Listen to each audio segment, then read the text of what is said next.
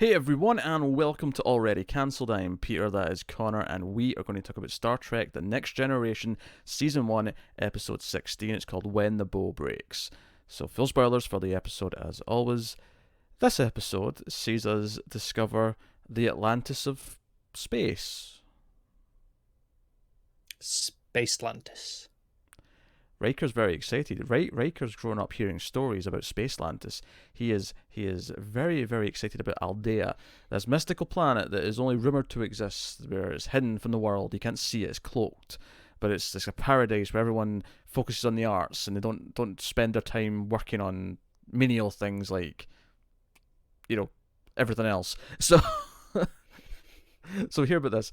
But the planet reveals themselves to them, and they want to make a deal. Turns out what they actually want is children, because they can't have kids anymore. They're all firing blanks, as the kids would say. So they steal the children, including Wesley. I'll be honest. I think Dr. Crusher, but in the back of her mind, was thinking, we could just leave. Yeah, we could just leave and not deal with them. Yeah, same with the father of that kid who was like, oh, I don't want to do calculus. It was like, oh man, it'd be so much easier if I didn't have to try and force him to go to calculus. I'll be honest, I have never related to Picard as much as I did in this episode. Is this later on when the little girl wants to hug him? Yeah, he just looks so uncomfortable at the whole prospect. It's just like, get these kids away from me, but I kind of have to. Which, by the way, Wesley's apparently grown the balls to go against the captain's orders and actually bring this little girl onto the bridge. Because if you remember, there's a big hubbub at the start of the show about not having kids on the bridge, and then an exception was eventually made for Wesley because now he's an ensign. Blah blah blah blah. Wesley's just bringing the kids on the bridge himself now. He's like, hey. So I just want to say thanks. And you can see Picard going, what is this shit? And then everyone else around him was laughing their ass off because he just got a hug and a flower from a little girl. Yeah. So never relate to Picard as much as in these moments. This moment has cemented him as will always be my favorite Star Trek captain. Oh, this moment. This moment. Okay. It's nothing else. It's just this. Well, I guess I'll ask the question: did you enjoy When the Bough Breaks? No.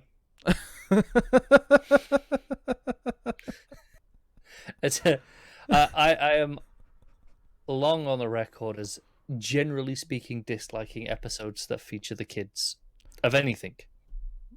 That's true. You've mentioned this many a time on many a show. Yeah. That's true. This isn't a surprise. This continues that trend. So here's my first problem with the episode is that Riker comes in. We get a little bit where he runs into that kid who doesn't want to learn calculus, and he goes up to the bridge, and Picard's like, "Oh, this trail of breadcrumbs. These signals have led us to this sector, and you'd be interested in that, wouldn't you, number one?" And he's like, "Oh yes, Aldea." And then he explains to people on the bridge what Aldea is, because not everyone knows about this. And it's a pretty shit Spacelantis if not everyone knows about it. Yeah, and then. Don't get me wrong. I understand that the planet Aldea intentionally led them there. Like, they left the signals to come and find them.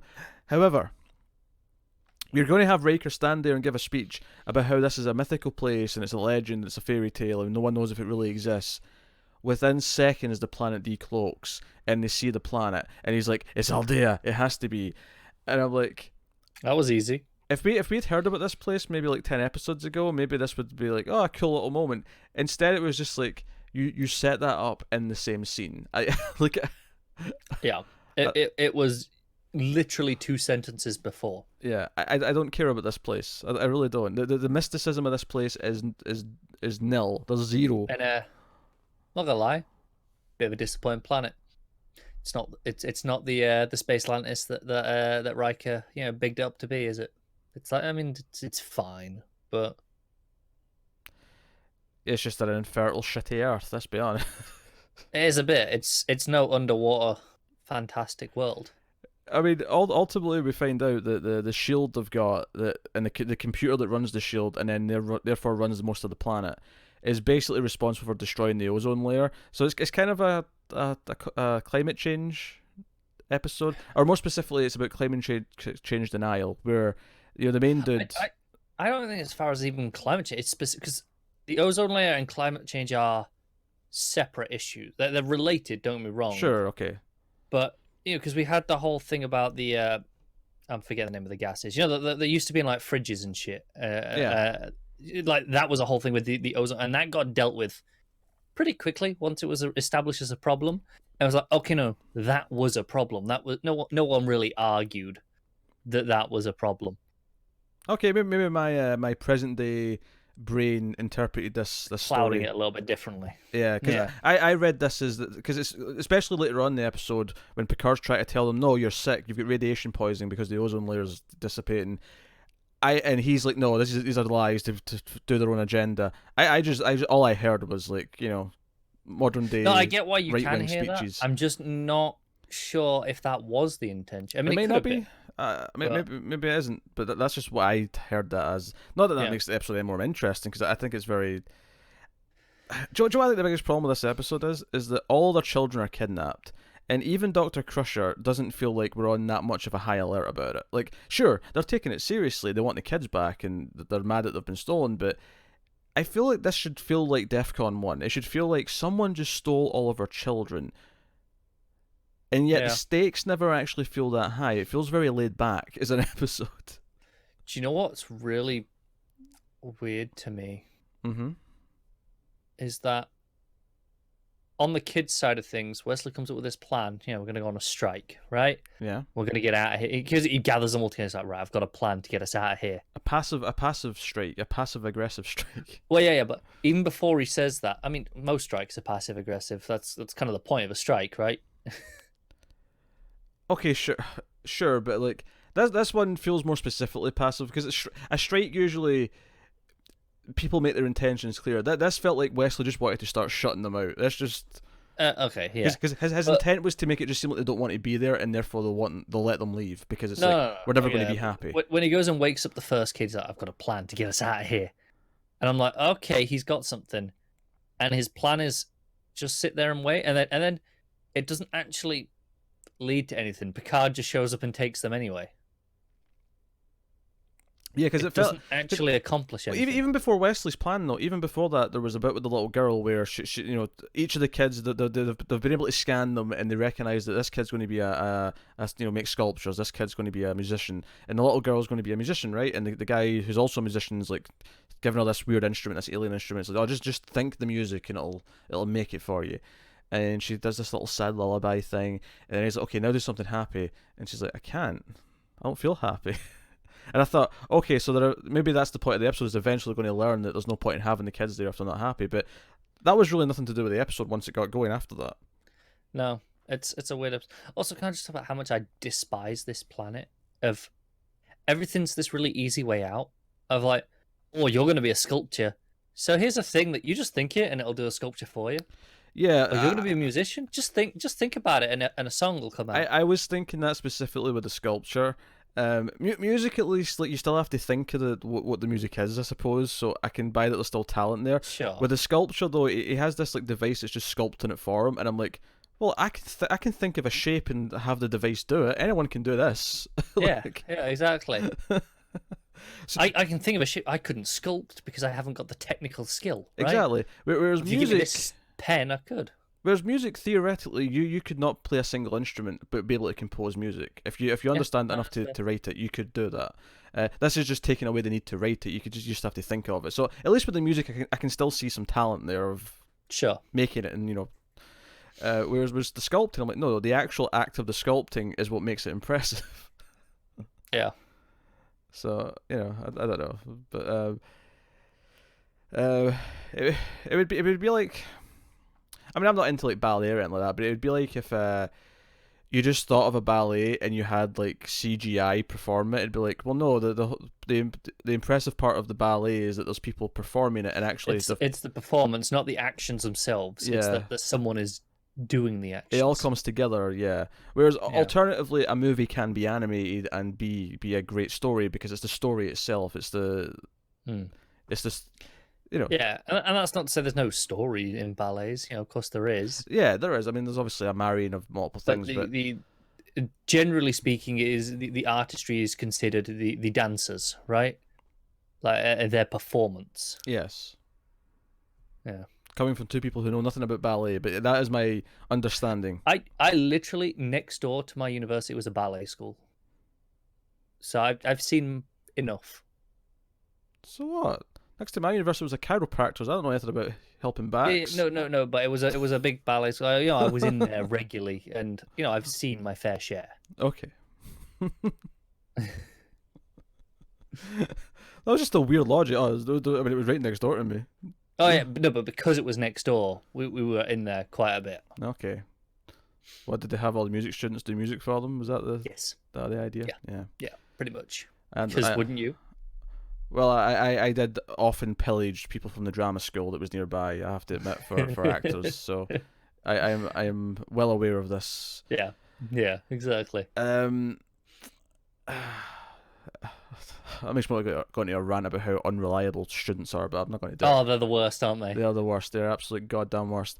Anyway, so where was it? Yes, so yeah. Despite the fact that the stakes should feel really high in this episode, there's an odd lack of them. It feels very laid back, and there's scenes where the parents are coming to Picard, and Picard's assuring them that they're going to leave their kids behind, and at one point they try and give the planet this sense of like, oh, they have this power because they can like slingshot the Enterprise away. Like they fire them 3 days away from the planet, or warp 9. So it's like it's going to take 3 days to get back, and he gets on the communicator, and he's like, hey, if you do anything at these next negotiations that we don't like, we can send you so far away your children will be grandparents by the time you get back.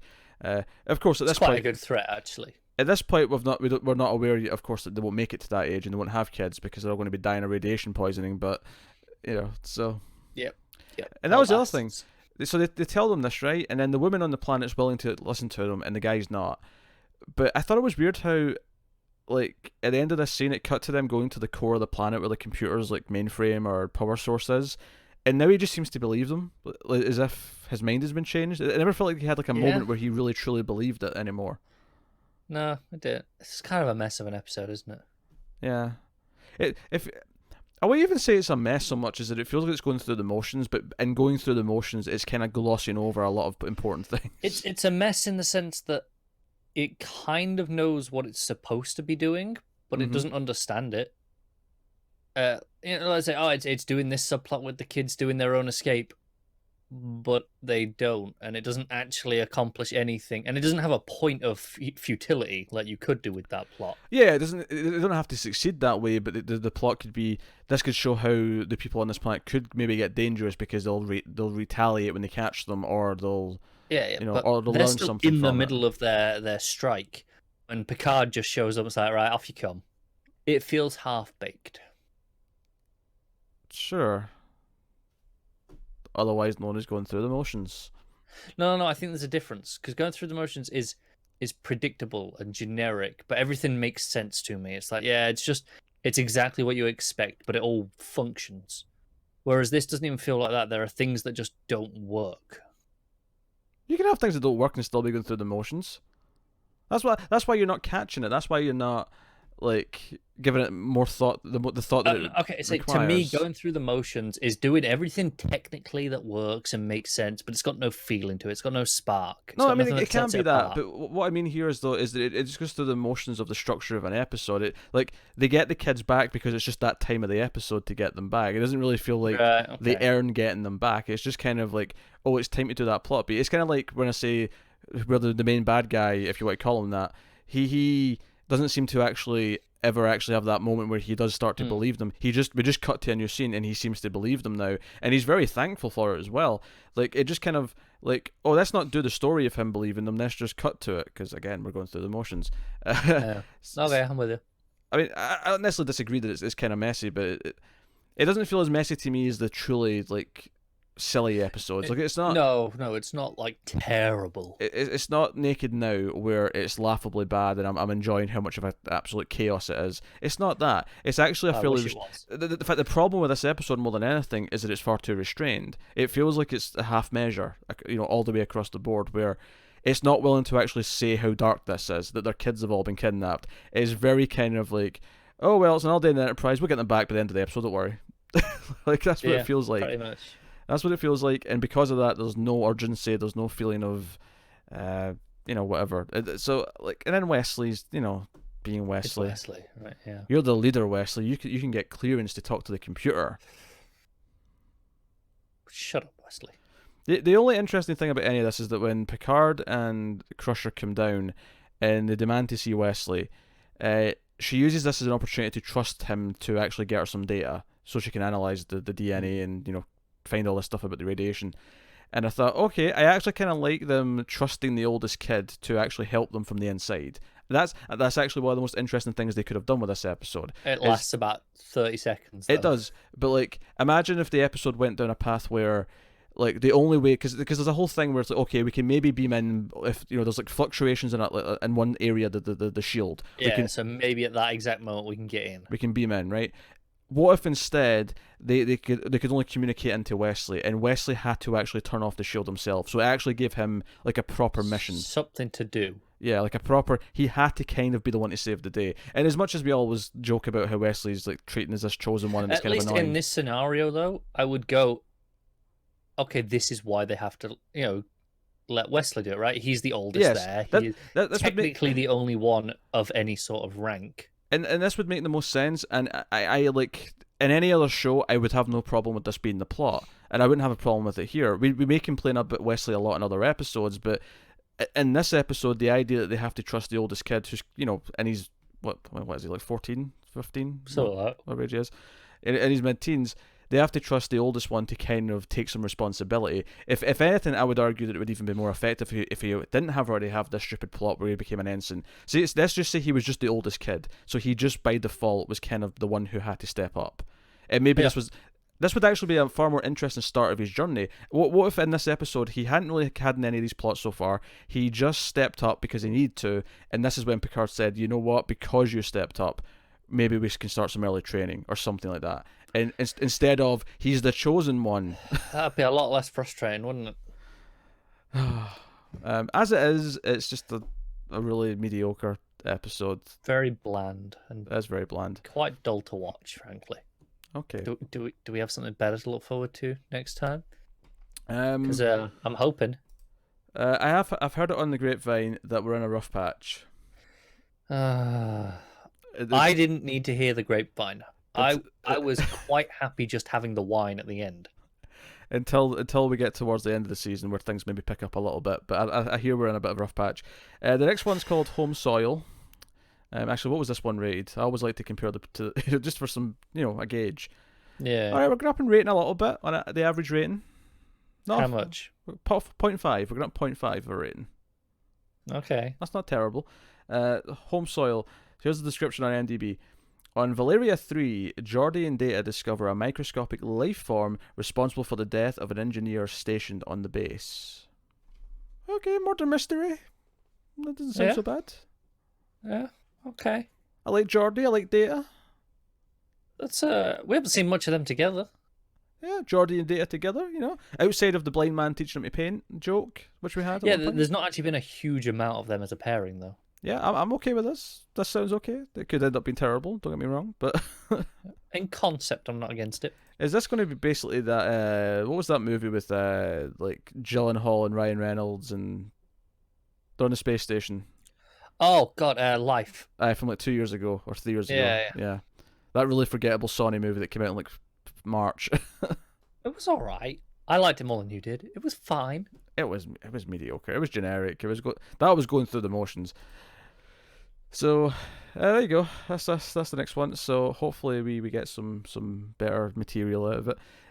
But that's Star Trek. That's episode 16 of season 1. You can let us know what you thought of the episode in the comments below. You can like and subscribe and all that stuff. You can get us on the Twitters at mail_fuzz for channel updates. If you want to support the show and the channel and everything we do here, you can head over to patreon.com/mailfuzztv, where you can support us for as little as $1 per month. You get these Star Trek reviews a week early as a result. You also get other stuff. You get an exclusive episode of Screams After Midnight once a month, an exclusive episode of The Ace once a month. Those are our horror movie and sci-fi movie podcasts.